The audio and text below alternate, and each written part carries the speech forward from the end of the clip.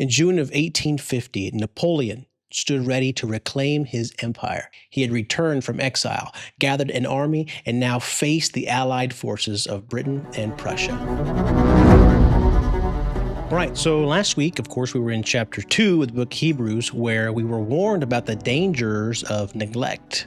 Neglect does not stand still. You see, one small choice to ignore God's word can set us drifting further and further until we find ourselves, of course, far away from the Lord.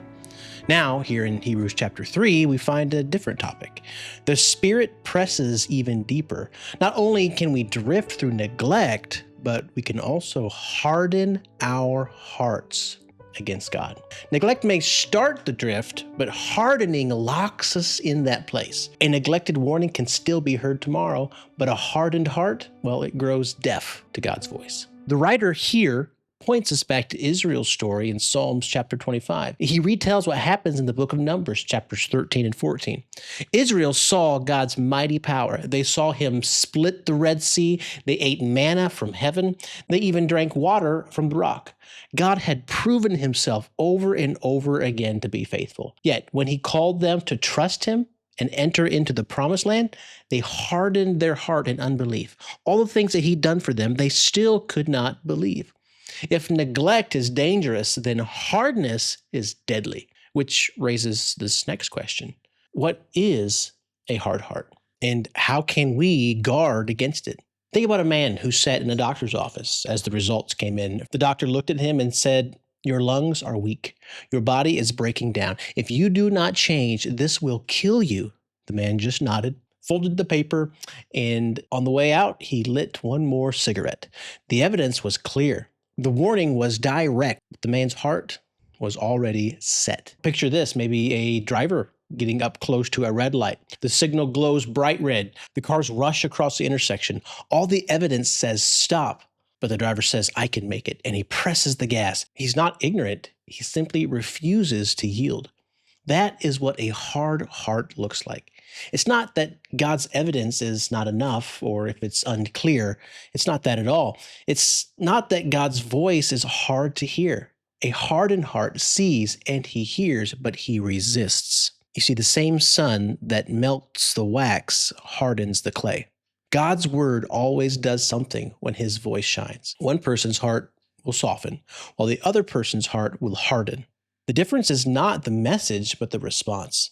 So if this is what a hardened heart looks like in life, how does the Bible define it? We see in verse 7 through verse 11 that today it says, "If you will hear his voice, harden not your hearts," as in the provocation in the day of temptation in the wilderness, quoting the Old Testament. So what is a hardened heart? Well, it's a heart that hears God's voice but refuses to respond.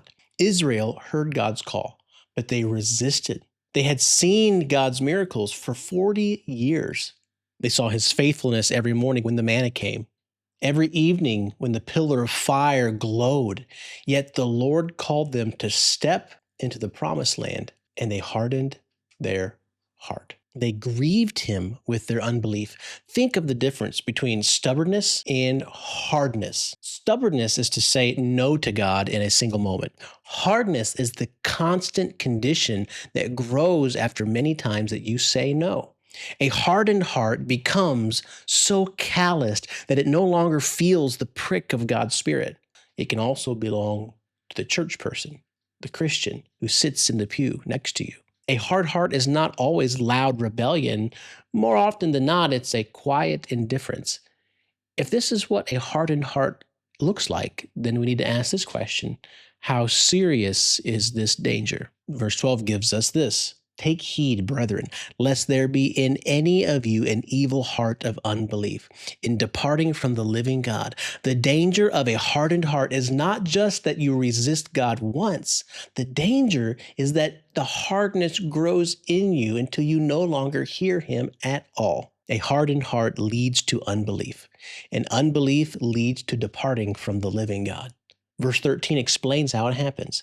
"Exhort one another daily, while it is called today, lest any of you be hardened through the deceitfulness of sin." Sin is deceitful.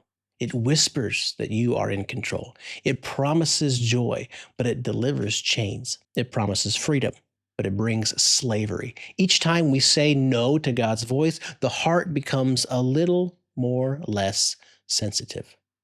This is why so many people fall quietly away. It's not usually with some kind of dramatic announcement, I'm leaving. It's a shaken fist at heaven. It's slow. One ignored conviction, one delayed prayer, one postponed obedience. And before long, the heart is hard.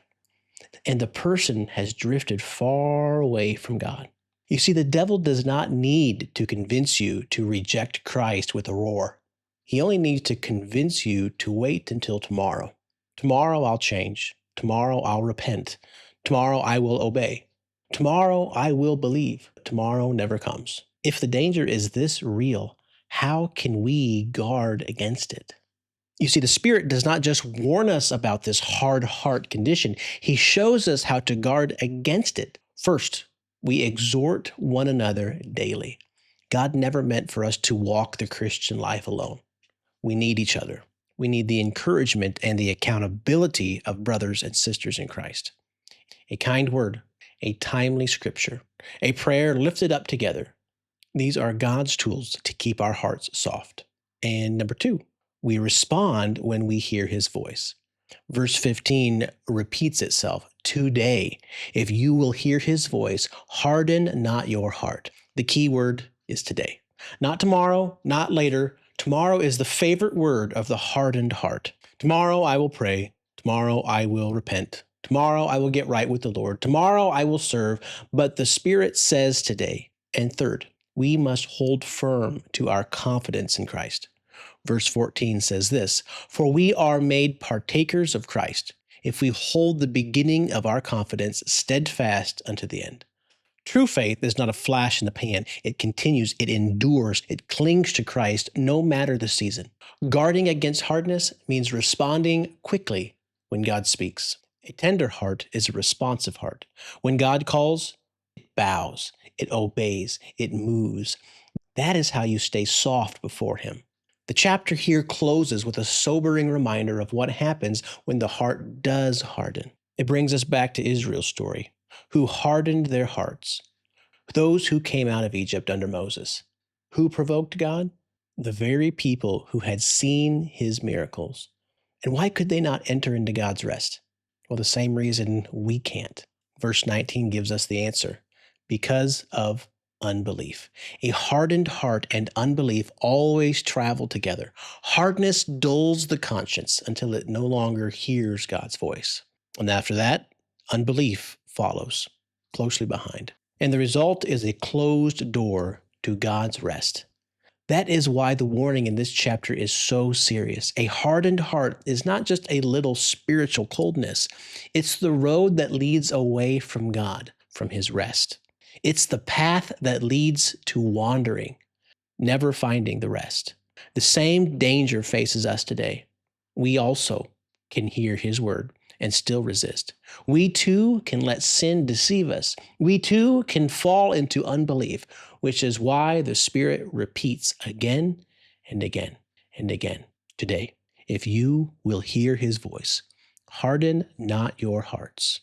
In June of 1850, Napoleon stood ready to reclaim his empire. He had returned from exile, gathered an army, and now faced the allied forces of Britain and Prussia. You see, they were near a little village called Waterloo. His generals warned him, the ground is too wet. It's soaked from all the heavy rain. The artillery, it would never work. It will sink right in the mud. The scouts reported that the Prussians were marching quickly to reinforce the Brits. The evidence was plain. Wait, reconsider, move with caution. But Napoleon, well, he would not hear it. His confidence had hardened into pride.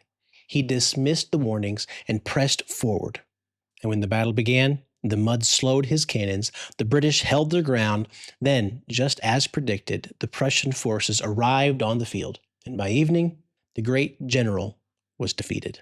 His empire collapsed, and he was sent into exile for the last time. The evidence was there. The warnings were clear, but his heart was hardened.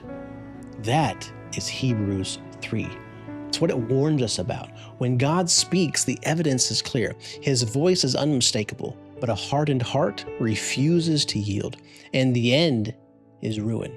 The Spirit pleads with us today, if you will hear his voice, harden not your hearts. A hardened heart refuses God's voice, but a tender heart believes and enters his rest. So soften your hearts today.